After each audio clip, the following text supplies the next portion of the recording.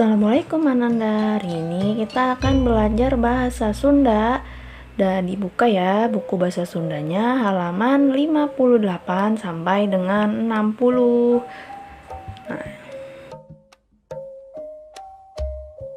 maca sajak kawalan hade. Nah, membaca sajak dengan baik. Dina maca sajak, urang kudu nitenan lafal jeung lentongna. Lian ti eta oge, urang kudu apal heula kana isi sajakna. Naha isina teh pika sediheun, mere semangat, atawa pika gembiraneun. Dalam membaca sajak, kita harus memperhatikan lafal dan intonasinya. Selain itu, kita juga harus hafal dulu dengan isi sajaknya.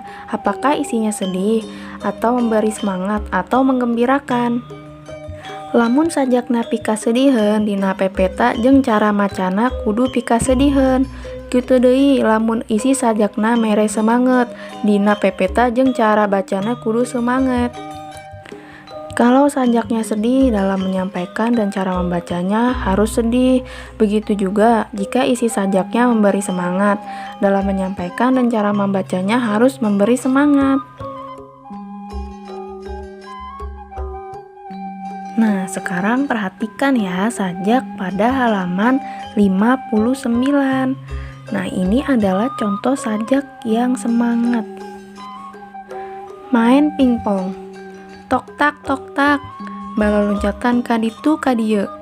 Ditepak ku Andri, ditampanan ku Abdi. Tok tak. Tong balangah, saur palatih.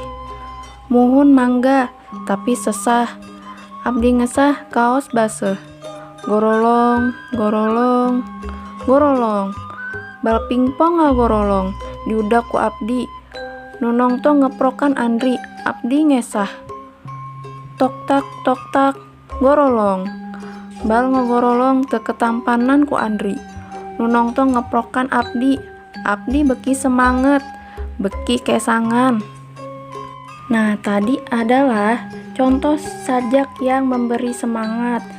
Nah, ketika membaca sajak yang semangat, kita juga harus semangat dalam membaca sajaknya supaya perasaan dalam sajak itu bisa tersampaikan. Sekarang dibuka halaman 60. Ngarobah sajak jadi carita, merubah sajak menjadi cerita. Dari sajak tadi kita bisa merubahnya menjadi sebuah cerita dengan bahasa kita sendiri. Misalnya, tok tak, Haita nuju aya pertandingan pingpong di sekolah. Abdi nuju ngalawan Andri main pingpong. Seueur rencangan nu nongton. Meuni seru pisan main pingpong teh. Abdi meuni kesangan. Kaos Abdi baseuh. Nah, cara merubah sajak menjadi cerita adalah merubahnya dengan kalimat kita sendiri. Misalnya kita habis mendengarkan sajak dari orang lain, kemudian kita ingin menceritakannya kepada teman kita. Kita ceritakan isi sajaknya seperti apa dengan kalimat kita sendiri. Seperti itu ya.